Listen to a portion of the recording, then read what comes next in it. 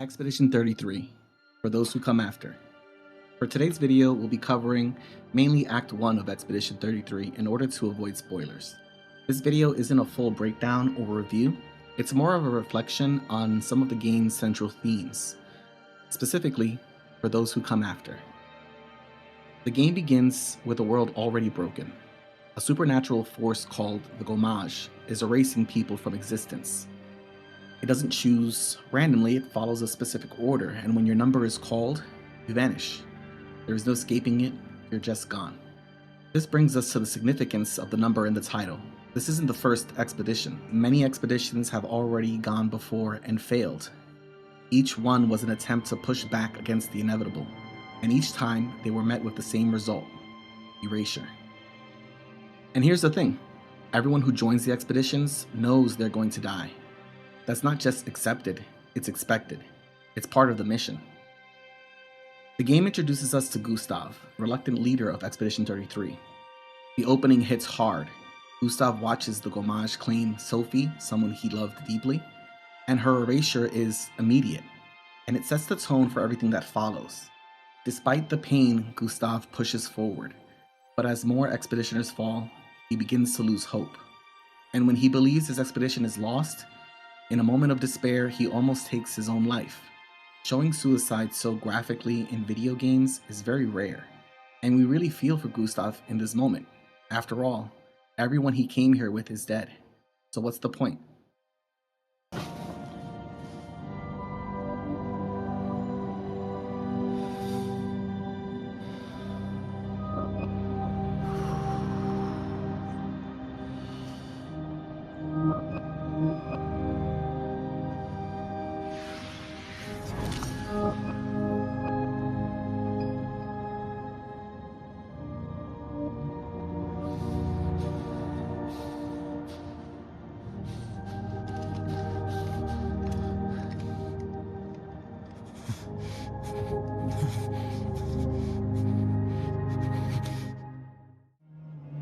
The others. I know. We're the only ones left. You don't get to die.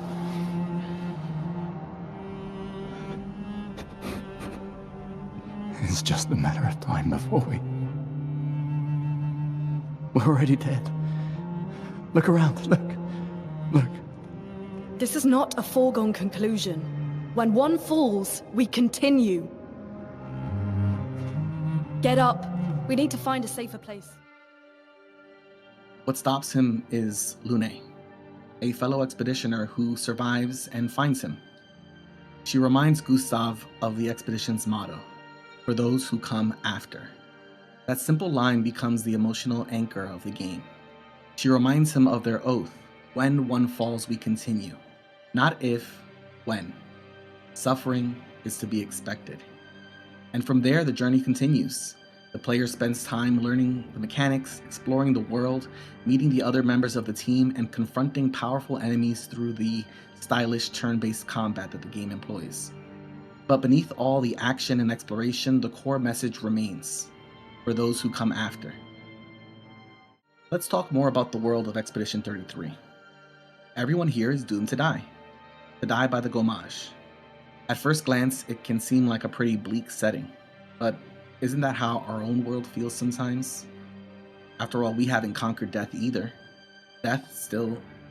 Diseases still kill, pandemics still spread, wars still happen. No matter how much progress we make, we're still fragile. And the more we learn about the universe, the more we realize how small, how powerless, how temporary we are. We ask ourselves, why bother? Why fight?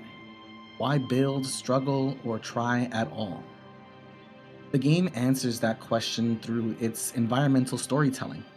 When you see a ladder in the level, it's not just for gameplay because the designers decided that you needed a ladder here. Per the journal entries and the lore of the world, it was placed there by a previous expedition.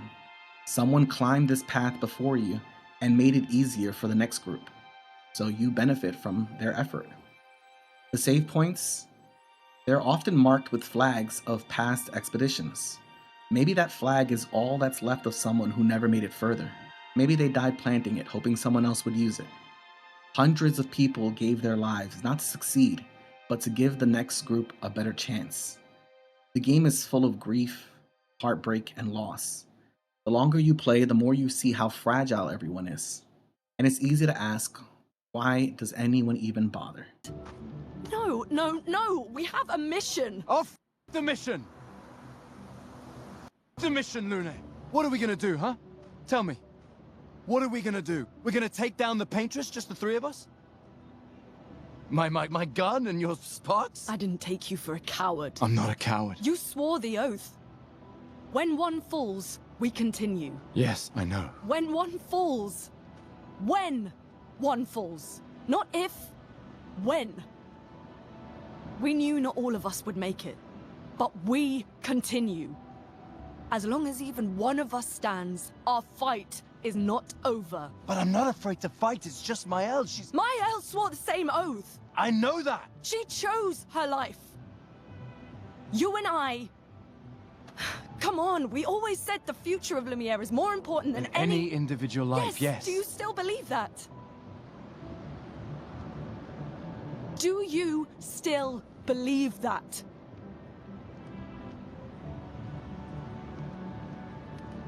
Do you?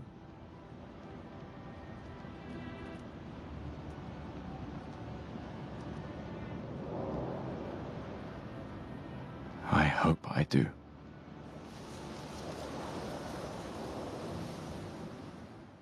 We're reminded of the code of the Expeditioners.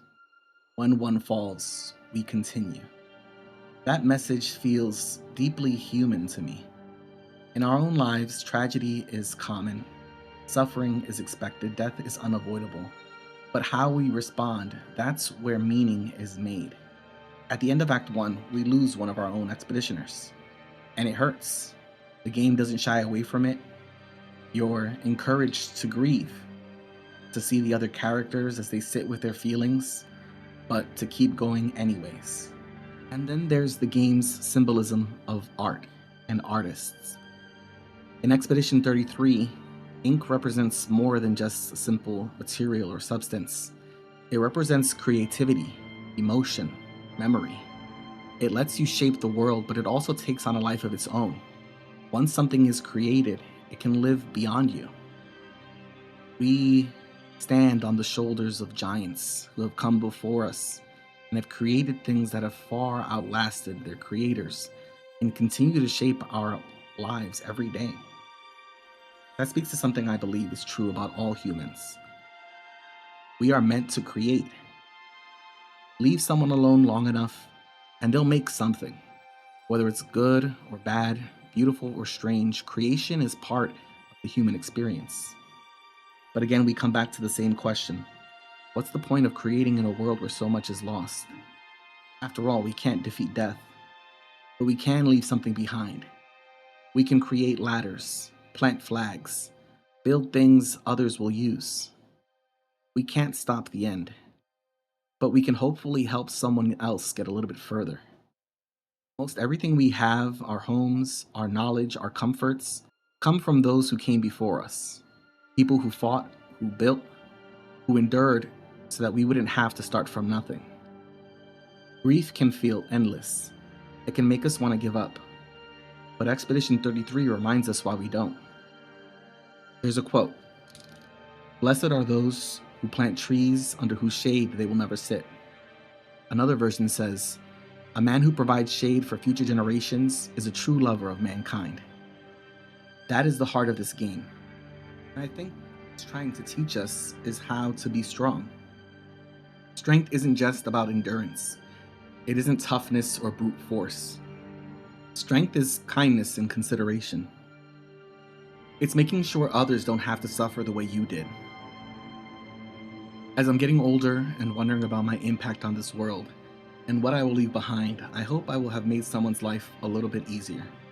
That my suffering will have provided me with some wisdom, some insight that will allow someone else to push a bit further.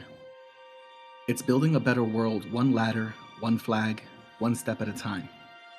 So when you're grieving, when you're tired, when you wonder what the point of it all is, remember this.